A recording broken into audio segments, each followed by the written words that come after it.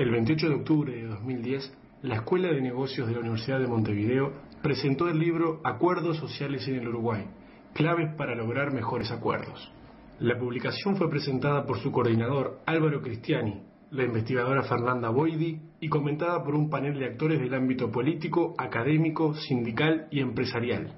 El encuentro contó con una exposición del economista Alberto Arenas de Mesa, principal articulador del Acuerdo para la Segunda Reforma Previsional Chilena y ex director de presupuestos del gobierno de Michelle Bachelet. El Uruguay del Futuro se acercó a nosotros para proponernos este trabajo sobre las posibilidades de un acuerdo social en el Uruguay. Abrazamos el objetivo con mucho cariño, con mucho entusiasmo, porque está en la línea de las prioridades que la Universidad de Montevideo tiene propuestas.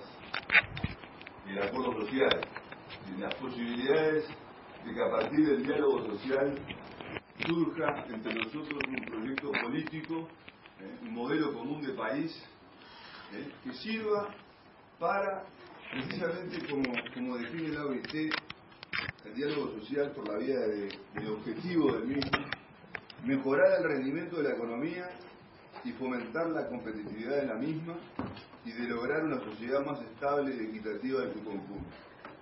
Tiene aquí el gran desafío del acuerdo social.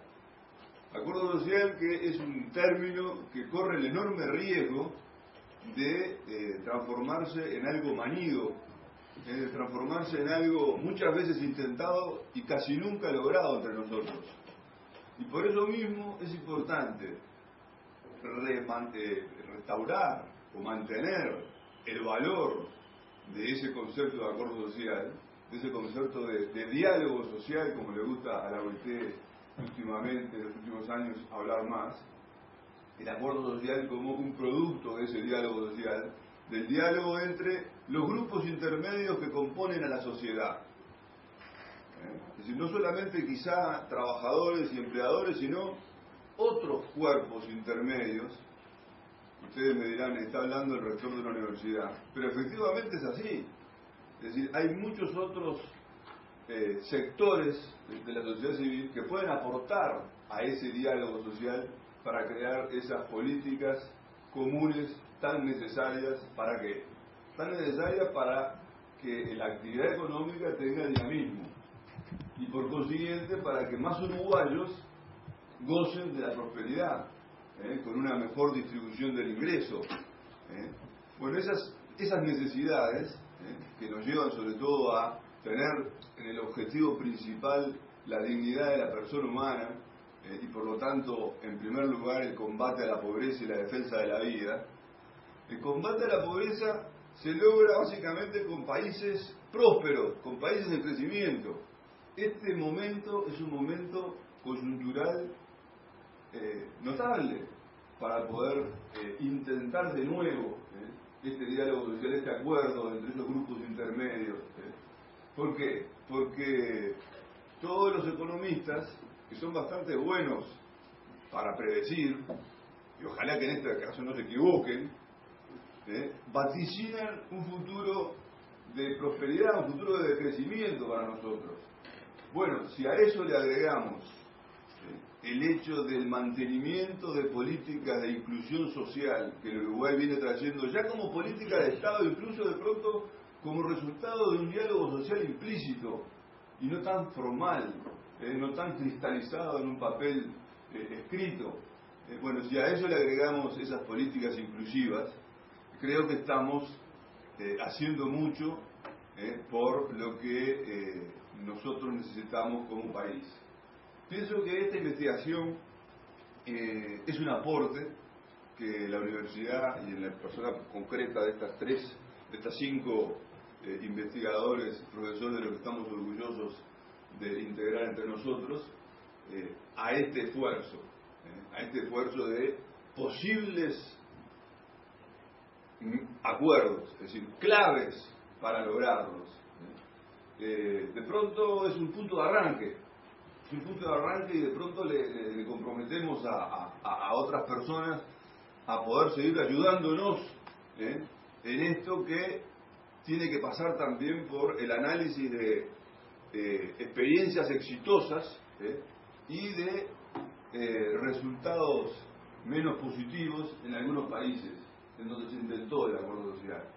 Yo recuerdo cuando pasaba mucho tiempo en Ginebra, en la OIT, era un lugar común hablar de que los países que habían mejorado el empleo, y por consiguiente era el resultado de que había una actividad económica más próspera, pero también de que había una situación social más adecuada, habían hecho esfuerzos muy considerables de concertación social, de pactos, ¿no es cierto?, de pactos pro empleo, de pactos, exactamente lo contrario de lo que pudimos leer en el diario hace unas horas, sobre las inversiones asiáticas en el sector de la industria automotriz.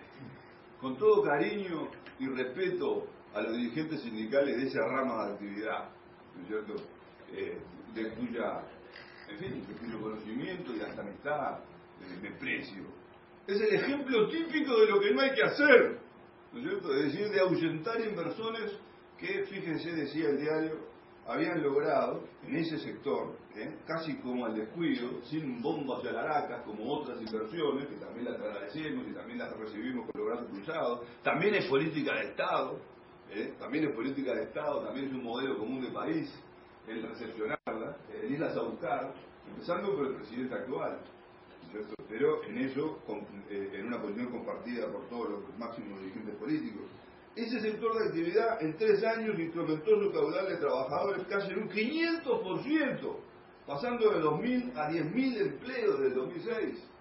Bueno, pues esto es un tesoro que hay que valorar y hay que cuidar, pero como el oro, ¿cierto? Y en buena medida, acuerdo social no es exclusivamente relaciones laborales, no es exclusivamente modificaciones de la seguridad social. Acuerdo social es mucho más que eso, ¿verdad? De alguna forma, acuerdo social es ponernos de acuerdo en algunos valores que los uruguayos tenemos que compartir, ¿cierto? Y por lo tanto, por ejemplo, el no insistir en una conflictividad inconducente, sino todo lo contrario, hacer del conflicto y de la diferencia de intereses, que lógicamente siempre va a estar a la vista, una oportunidad de ganar, una oportunidad de sinergizar.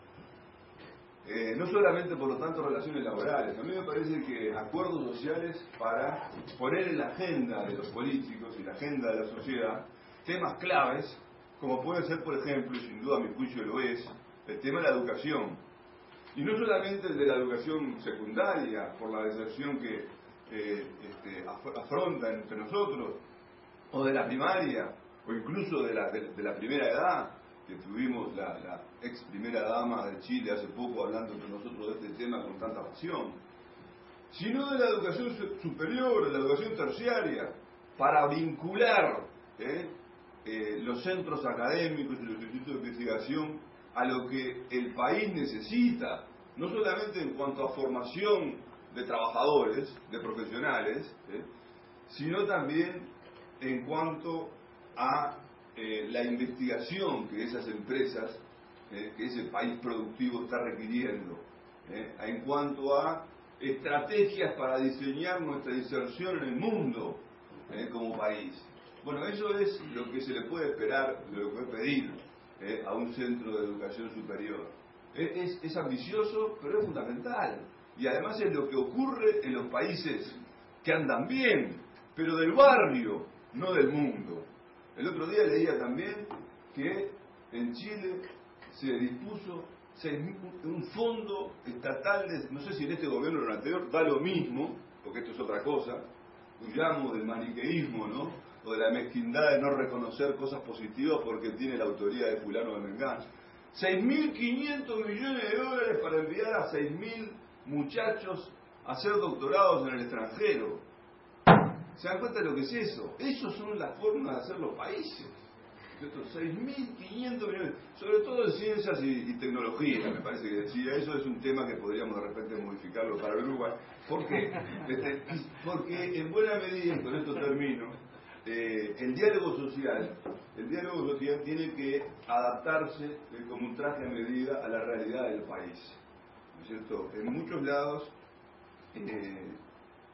el diálogo social puede correr el riesgo de transponer o de trasladar experiencias que para las realidades específicas de la nación en la cual se va a echar adelante no andan bien. Adoptar, dice en un folleto aquí de la OIT, el diálogo social a la situación de cada país es clave para asegurar que la población local haga suya la responsabilidad del proceso. Haga suya la responsabilidad del proceso. Es decir, que todos sean responsables de mantener estos 10.000 puestos de trabajo por estas inversiones asiáticas. Lógicamente que le vamos a pedir que cumplan con los estándares básicos y fundamentales de la negociación colectiva y de los mínimos laborales o de las exigencias que por vía del convenio se estableció o por vía de la norma legal. Lógicamente que no vamos a permitir en esto vulnerar o atropellar, porque estaríamos muy alejados del diálogo social, que es justamente lo contrario de la autocracia o de la imposición a prepo de factores heterónomos. La Universidad de Montevideo espera que este trabajo sea un aporte para el mejoramiento de las relaciones sociales y la búsqueda de esos consensos fundamentales en aras del bien común. Si aunque sea en pequeña parte se logra, la universidad habrá cumplido con una de sus responsabilidades centrales: servir al entorno siendo útil con propuestas que ofrezcan caminos para la prosperidad y el bienestar. Otros países lo lograron, nosotros también podemos. Muchas gracias. A continuación nos va a hablar Marcelo Lombardi, de Uruguay al Futuro. Marcelo Lombardi tiene una interesante actividad académica, es contador público en su formación original y luego tiene formación en administración y en alta dirección, como posgrados y maestrías. Ha trabajado en emprendimientos comerciales muy importantes en el área de los shoppings, no solamente de Montevideo, sino de otros departamentos, y ha tenido actividad también en el área gremial empresarial. Así que le agradecemos a Lombardi si nos puede dirigir unas palabras. Dar la bienvenida al evento de hoy por parte de Uruguay al Futuro y agradecer a la Universidad de Montevideo tanto por la realización del trabajo como por acogernos hoy en esta actividad. Fundamentalmente también felicitar a los autores del trabajo, espectacular trabajo, aprovechando excelente, y es verdad que ha sido contar básicamente para quienes no conocen lo que es Uruguay al Futuro. Dentro de la Cámara Nacional de Comercio y Servicios, desde el año pasado desarrollamos un centro de diagnóstico y propuesta. Esto es, a veces vemos de que se hace necesario en Uruguay realizar propuestas desde el sector empresario. Esto es, propuestas, y acá cuando nos referimos a propuestas, es propuestas de política pública, propuestas de temas importantes nacionales y que trasciendan eventualmente el corto plazo, o que trasciendan la coyuntura puntual e individual que a veces se da en la discusión de temas más pequeños y más mundanos. Y por eso es que desarrollamos justamente este centro de análisis. Básicamente lo que hicimos fue dotarlo de un consejo asesor que está fundamentalmente compuesto por actores del sector empresarial, pero de las más diversas actividades, con lo cual de esa manera se enriquece la discusión. La mirada técnica es lo que prima en este tipo de abordajes. Esto es, elegimos un tema, seleccionamos o invitamos a gente del sector académico, a expertos en la materia, identificamos, como decíamos, ese tema, le damos un abordaje, una lista, y luego le damos libertad total de acción. En la medida que somos conscientes de que el equipo que estamos invitando es un equipo experto, libertad de acción en cuanto a la propuesta. Con lo cual, lo que vemos acá, más allá de la invitación que existió originalmente, es producto puro del equipo de trabajo. Siempre procuramos que este tipo de análisis o de diagnósticos tengan una parte muy importante que sea la de propuesta. Esto es, que no termine siendo, digamos, los académicos van a entender muy bien, un paper, sino que, digamos, vaya un paso hacia adelante y procure generar una propuesta que pueda ser implementable en el tiempo. Los temas que abordamos en general, como decíamos, son con una mirada de largo plazo y por lo tanto no elegimos cualquier tema. Para hacer una breve síntesis de cuáles son los temas que hemos elegido, ya hemos trabajado sobre alguna propuesta de informalismo. El informalismo en el Uruguay tiene porcentajes que a todos nos preocupan y creemos que identificar las causas y fundamentalmente promover o realizar propuestas para su mitigación es algo positivo y que le va bien en definitiva a todos los uruguayos. Lo mismo en la educación, otro de los temas que son muy caros para el país en su conjunto. Creemos que ahí hay espacios para mejoras significativas y por eso también en los trabajos que fue realizado también con expertos financiado por el Banco Mundial tenía ese objetivo. Algunos de los que estamos trabajando y que van a salir a luz de aquí a poquito están vinculados a propuestas de matriz energética, también con una mirada de largo plazo, una mirada de Uruguay del 2030, asimismo como la inserción internacional y las bases de competencia que Uruguay tiene que tener a los efectos de prepararse para competir en un mundo, dentro de la región en algunos aspectos y fuera de la región en otros aspectos. Pero básicamente esto es un poco lo que es Uruguay del futuro. Esto es la finalidad a través de este centro de realizar propuestas de política pública y sin entrar, digamos, en la arena o en la discusión, sino que con una mirada, como decíamos, fundamentalmente técnica, académica y que muestre el deber ser de las cosas. Esto es, las cosas que han funcionado en otros lados, muchas de esas son extrapolables a problemas que tenemos en Uruguay y que hay maneras de resolverlas que evidentemente pueden ser el estado del arte en el mundo y bueno, y si queremos participar de un Uruguay moderno deberíamos incorporarlas.